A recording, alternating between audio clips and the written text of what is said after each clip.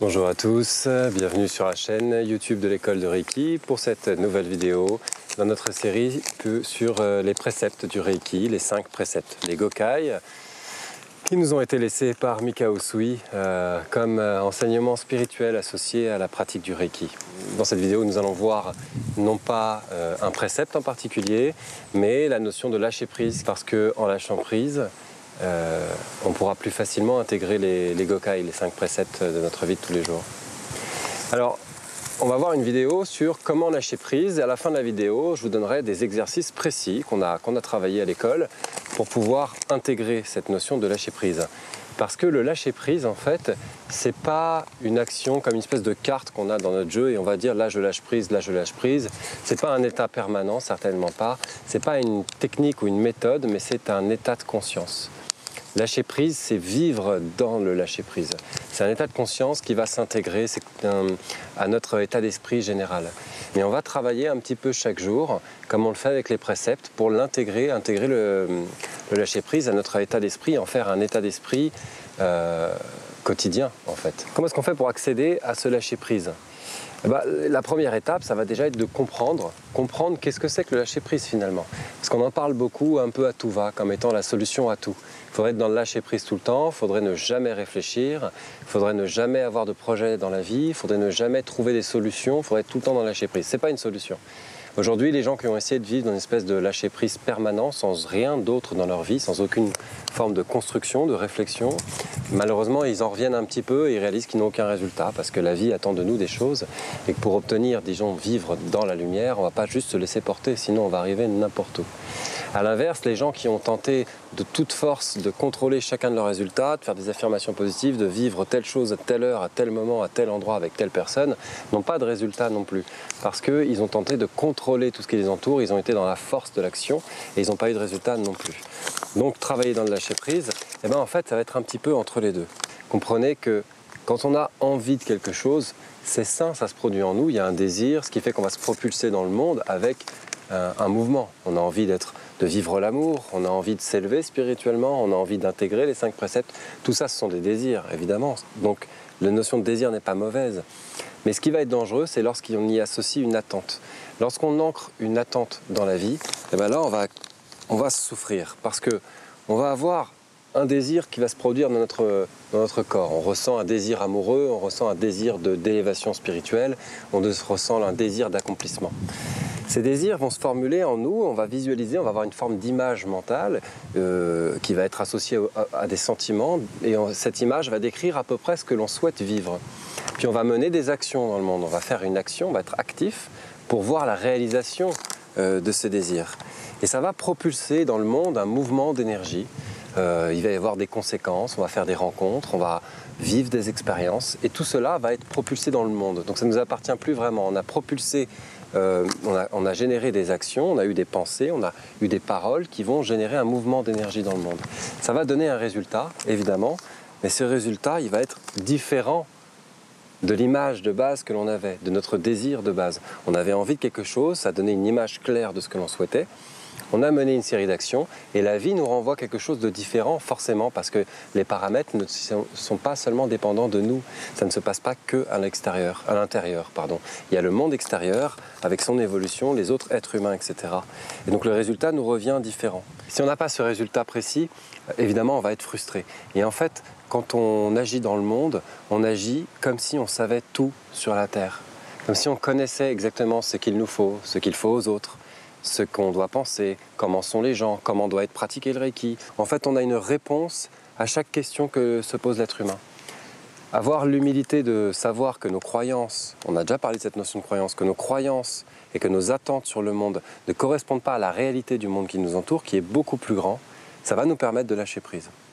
Alors, ça ne signifie pas que lorsqu'on va désirer être en couple, il faut lâcher prise et attendre que la vie nous donne ce qu'elle nous donnera sans action, parce que la vie attend qu'on agisse.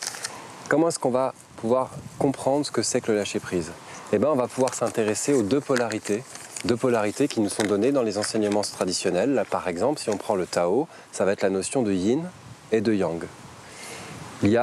On vient de parler de deux polarités.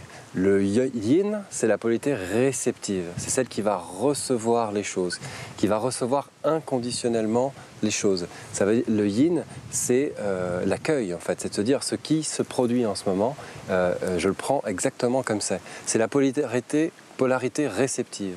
Et le yang, c'est la polarité active, c'est celle qui propulse dans le monde, c'est celle qui a un avis, qui tranche, qui dit c'est comme ça, c'est celle qui propose des choses, c'est celle qui prend des initiatives. Et il y a un troisième élément, et c'est ça qui va nous permettre de lâcher prise quand on va comprendre cette notion, intégrer cette notion à notre état d'esprit. Le troisième élément, c'est la réunion du yin et du yang, c'est le Tao, c'est la vie en soi. C'est un élément qui ne dépend pas de nous. C'est un monde qui nous entoure, qui génère une vie permanente qu'on ne peut pas cadrer, encadrer, contrôler, décider de c'est comme ci, comme ça, je dois avoir ça, je ne dois pas avoir ça. Donc, quand on va mener une action, on va devoir la faire de notre mieux. Puis on va vivre des expériences qui ne dépendent pas de nous et on va devoir les recevoir inconditionnellement, développer notre réceptivité, développer notre capacité d'ouverture pour accueillir inconditionnellement ce que l'on vit. Un décès, on va devoir accueillir l'expérience, la douleur en soi. On va devoir se laisser prendre un peu par ces choses-là. Une rencontre, on va devoir être complètement ouvert, réceptif, sans attente, parce que c'est peut-être l'homme ou la femme de notre vie, c'est peut-être aussi quelqu'un qui nous apportera des challenges, des ennuis, des choses à dépasser, on ne sait pas. Donc le seul moyen de pouvoir vraiment vivre l'expérience et d'en faire quelque chose, ça va être de s'ouvrir totalement, d'être totalement réceptif, d'être complètement ouvert aux éventualités de la vie, sans attente, sans jugement, ni même avis sur la question. On intègre ça en nous-mêmes, on digère cette expérience et on va mener une action yang. On va repropulser une action, on va se positionner. C'est quelqu'un qui nous plaît, si on ressent que cette personne nous plaît fondamentalement, on va aller vers cette personne. Si on se sent agressé, on va intégrer qu'est-ce qui se passe en moi, qu'est-ce que j'en fais, qu'est-ce que j'ai envie, qu'est-ce qui me semble juste. Et on va mener une action en fonction de ça. Mais ce qui me semble juste, ce n'est pas ce qui est juste. C'est ce qui me semble juste à l'instant T, ici et maintenant, dans l'instant présent. Donc mon action va donner des conséquences. Et en fonction des conséquences, je vais m'ouvrir dans la réceptivité complètement pour voir exactement ce qui se passe dans mon corps, dans ma vie, dans mon monde, sans attente. Sinon, je ne pourrais pas savoir ce qui se produit. Si je suis sans attente, je vais vivre une expérience clairement dans l'instant présent et quelle que soit cette expérience, je vais m'engager à la vivre. Puis, je vais devoir rééquilibrer, repropulser, faire l'utilisation de ma polarité yang. Si je suis uniquement dans la réceptivité, pure réceptivité permanente, c'est comme une feuille morte qui est emportée par le vent et puis elle finit dans le caniveau, dans le marais où elle est détruite. A l'inverse, si je suis dans le contrôle tout le temps, c'est comme une feuille qui voudrait contrôler les vents. Vous comprenez, c'est pas possible. La feuille, c'est un peu comme le surfeur. Si on prend l'exemple du surfeur sur la vague, le surfeur, il a intérêt à être bien à l'aise sur son surf parce que quand la vague arrive, la vague immense, il va devoir contrôler ses gestes, être capable de se baisser, de se lever, etc. Tout ce que savent faire les surfeurs. Mais il va devoir aussi recevoir l'information. Il voit la taille de la vague, il sent les mouvements du surf. Et ça, c'est de la réceptivité. S'il veut contrôler la vague et qu'il refuse la taille de la vague, il va se noyer. A l'inverse, s'il n'essaye pas de bien s'adapter à la vague, à bien surfer sur la vague, il va se noyer aussi. Alors, c'est pareil pour nous, quand on travaille avec l'énergie, avec le ki, l'énergie vitale, on va devoir accueillir les mouvements d'énergie du monde, on ne va pas les contrôler, c'est impossible, et on va devoir apprendre à surfer sur eux. Quel choix je fais en fonction de ce que je perçois du monde. Et lâcher prise, en fait, c'est ça. C'est équilibrer l'action et la réceptivité. Donc on n'est pas tout puissant, mais on a une part d'action que l'on doit mener. Se laisser faire par le monde, faire de son mieux à chaque instant, puis laisser faire ce qui se produit et développer notre réceptivité. Ça veut dire s'entraîner régulièrement, à porter attention à ce qui nous entoure. C'est un état de conscience qu'on va pouvoir acquérir au fur et à mesure des exercices quotidiens. Donc, déjà pour prendre conscience, et c'est déjà ce que vous êtes en train de faire probablement en regardant cette vidéo, prendre conscience de ce que c'est que vraiment le lâcher prise, prendre conscience de la dimension, la part d'action et de responsabilité que nous avons sur le monde, notre part yang, prendre conscience de cette faculté naturelle, le yin, la réceptivité que nous avons aussi en chacun d'entre nous, et prendre conscience que notre seul devoir finalement c'est d'équilibrer l'action et la réceptivité, le yang et le yin dans notre corps, et que c'est ça qui nous garantira entre les deux se créera cet équilibre harmonieux qui nous amène vers l'accomplissement, la joie, la liberté, l'harmonie, la paix, l'amour. C'est cet équilibre entre les deux. Alors quelques exercices concrets, comment est-ce qu'on va pouvoir faire? Déjà, on va s'habituer à porter attention à l'instant présent, un peu tout le temps. Vous savez, quand on médite, c'est une action en grande partie réceptive, c'est yin. Méditer, c'est l'art de l'écoute. Mais c'est aussi un peu quotidiennement, quand on a une sensation physique, ça peut être par le toucher, s'habituer à porter attention au contact du sol, de la chaise, des vêtements. Si on a une douleur, vivre la douleur plutôt que de l'intellectualiser. Mais aussi quand on a un plaisir, s'habituer à vivre le moment ou simplement juste d'être là, présent et se défocaliser de nos pensées quotidiennes. Parce qu'en fait, nos pensées qui tournent en rond, ce sont elles qui voudraient un peu toujours tout contrôler. Vous savez, c'est un peu un dérèglement du mental, la recherche de contrôle. Et il y a des exercices aussi qu'on va pouvoir faire qui vont être plutôt yang, actifs. Donc là, on va prendre un peu le contrôle, au contraire. Vous allez pouvoir prendre un petit papier et régulièrement lister les événements heureux qui vous sont arrivés et que vous n'aviez pas prévus. Parce que vous allez prendre conscience que vos plus grandes joies étaient imprévues. Tous les gens qui sont en couple le savent, tous les gens qui ont trouvé l'emploi de leurs rêves le savent. Toutes les opportunités que vous avez vécues, que nous avons vécues, toujours, on ne les a jamais prévues. C'est ça qui est incroyable. Nos plus grandes joies ressenties dans le cœur, n'ont jamais été prévues. Et nos plus grandes peines non plus. Donc listez aussi toutes les peines peut-être que vous avez vécues que vous n'aviez pas anticipées. Et à l'inverse, puisque le désir de contrôle entraîne la peur, l'inquiétude, les soucis, le deuxième précepte, vous vous souvenez, listez les inquiétudes que vous avez qui ne se sont jamais réalisées. C'est important, ça va nous permettre de changer d'état de conscience, de travailler notre état d'esprit. On liste toutes les inquiétudes que l'on a quotidiennement, mais qui ne se sont jamais réalisées. Toutes les peurs du passé qui ne se sont jamais réalisées. Et elles sont infinies puisque la plupart de nos peurs ne se réalisent pas. Et de même que nos attentes ne se réalisent pas non plus. On est dans un monde un peu différent, il va falloir apprendre à surfer sur avec ces deux polarités que nous avons pour générer cette énergie élevée que l'on cherche.